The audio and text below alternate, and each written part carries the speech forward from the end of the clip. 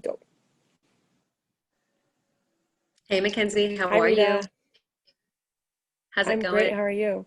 I'm doing well. So great. Good. Good, Yeah, good. yeah. So what are you up to this week? Well, I'm actually off today. It's Thursday and I'm off on Thursdays, which is good. So I'm catching up on patient notes and emails and enjoying the sunshine.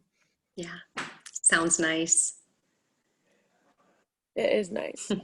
So the last 2 weeks, have talked about the three toxic myths that you might believe about weight loss. So we've touched on calories in equals calories out, which is a myth. And then we talked about how you get jumping off the wagon when it comes to cheat days and cheat meals. And that is a myth. And that is a thing that we maybe shouldn't be doing. And then today, what are we going to talk about? So today I'm going to talk about the myth that you just haven't found the right diet for your body yet, and that's why you're not losing weight. And I'm going to talk about why I believe that that's totally a myth. Are you guys ready? Cool. So, yeah, we're so ready. So if you're interested in receiving this campaign email that I sent out that goes into detail about these myths, then feel free to drop me your email in the comments or send us a DM so that we can put you on the email list and send it out to you, because that's the most effective way to get all the content for you, easy to read anytime you want it, and keep it. It's yours to keep forever. Okay. Perfect. So why do I believe you just haven't found the right diet for your body yet to be a myth? Well, when I think, first of all, we give the word diet the wrong definition. So diet is literally anything you put in your mouth. Your diet can be grass. Your diet can be dirt. There are actually countries around the world that eat dirt cookies because the dirt is so nutritious where they live, and there's no other way for them to get certain vital nutrients into their diet. So dirt cookies are part of their diet.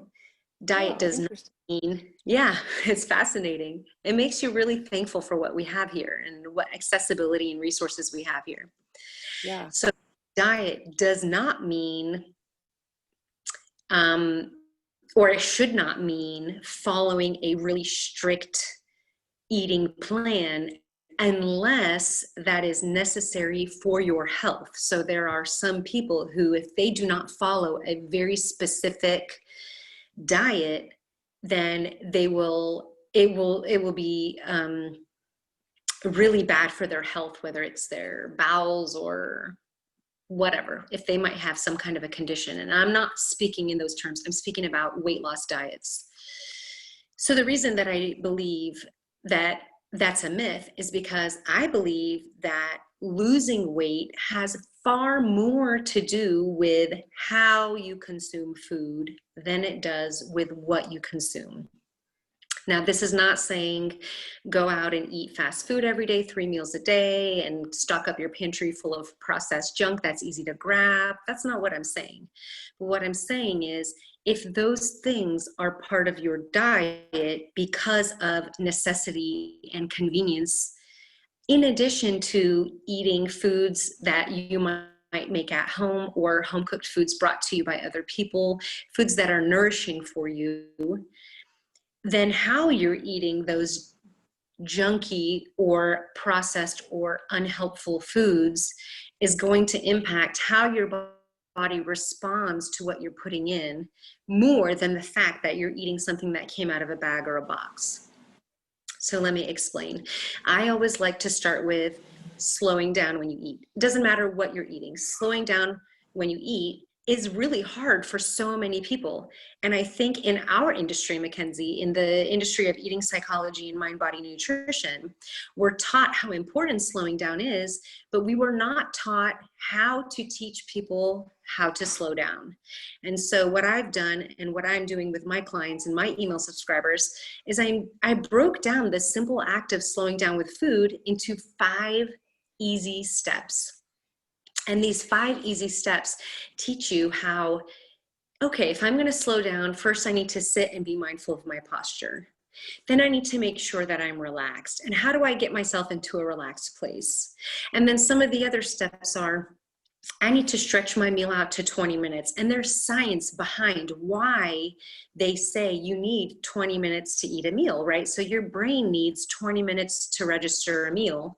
And it's around that same time that you naturally, most people, if you are aware enough and you're eating slow enough, you'll have a burp or a hiccup naturally. It'll just come up. You won't, I used to work in the restaurant industry for years, and it was Italian food, and I would see people eating and drinking and laughing and be merry, and they would always burp and go right back into eating, and they wouldn't just finish their slice of pizza or whatever, little piece of chicken that they had on their plate. They would keep eating. They would finish an entire pie of pizza, and then they would order dessert after that burp. Well, that burp is telling you, your body, that's your stomach signaling you, I'm done eating. Pack up with whatever is left and just don't eat anymore. And so really teaching people how to become aware of those signals that the body gives you, why it's important to stretch your meals to at least minimum 15 minutes, but I always like to say 20 minutes or more if you can. And then teaching them how to stretch the meal. So not moving at a snail's pace, but there are things you can do to help you to stretch your meal. Also, I like to teach people how to chew more effectively. So chewing is not counting 28 chews with every bite, because nobody wants to do that. And then your mind is focused on, oh my gosh, I didn't chew 28 times. And what do? I need to swallow. But chewing to a certain point until your food is a certain consistency, and how to chew in a way, how to eat in a way that to get your food to that place, so that maybe even after 6 chews or 7 chews, you might be ready to swallow, but how to do that and how to get there so you're not swallowing your food half whole. And so all of this is to say, regardless of what your diet is, if you slow down and pay attention to your food and take smaller bites and chew more thoroughly and drink water with your meals, and you eat in a relaxed place and you go in with the right mindset of, I'm here to enjoy my food, I'm here to celebrate food and eating, then your body will respond totally differently, and you will not need to follow a diet to lose weight or to feel healthy. You will naturally have more energy. You will have reduced gas and digestive upset, because your body will be responding more positively because of these actions you're taking. What else? You'll be a lot more relaxed. You'll find more joy in food. And people question all the time, how do the Europeans, the French and the Italians, for example, stay so thin with all the pasta and all the butter and all the cheese and all the sweets in their diet? And that is because they celebrate food. They spend 2 hours eating. They never finish what's on their plate. I read somewhere that it is actually considered extremely faux pas to finish whatever's on your plate. And we all know that American plates are quite large, especially compared to European plates. And so they're eating less, and then they're not finishing it out of cultural manners.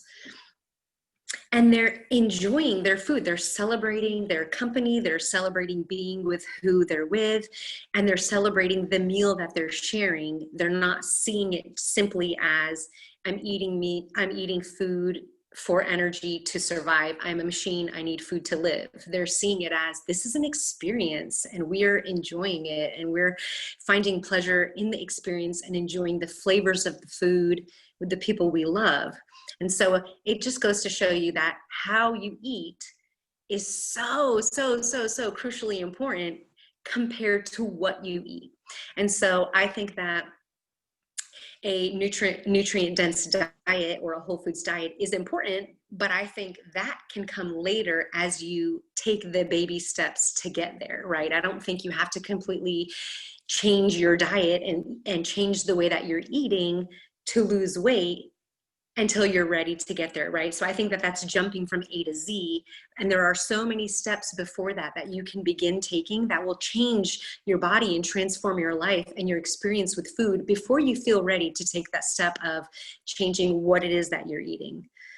So again, something I feel super passionately about, something I teach on in my private group on Facebook, the No Diet Diet, something I teach on with my free PDFs and my free content that I share, and something that I teach on in my email campaigns. So I'm all about giving this information to people because I think it's so important and it needs to be in people's hands. I'm not interested in keeping the information to myself and making you have to beg for it. I want people to be healthy. I want people to know this. And I want to bust all the myths that the diet and nutrition and fitness industries have taught us about these things, and that they're wrong.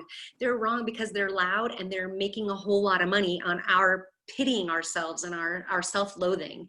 And I want people to know that it does not have to be that way. You don't have to live that way, in that you can enjoy whatever it is you want anytime you want if you focus on how you're eating it. That's all. Awesome. That's all. That one you might have to listen to that one a few times. There's so much good information in there. Thank you. That was awesome. Thank you for sharing that, Rita. Sure. Well, I'm looking forward to next week. We've got a whole new set of stuff coming up, and it's going to be really exciting. So if you're interested in what you're learning from us and what you're viewing, stay tuned. We've got a lot more. And if you have specific questions or specific topics you'd like us to touch upon, let us know. We want to create content that's meaningful to you. So take advantage of our free time and tell us what you want to learn about. Absolutely. Stay tuned till next week. Bye, everyone. Bye, everyone.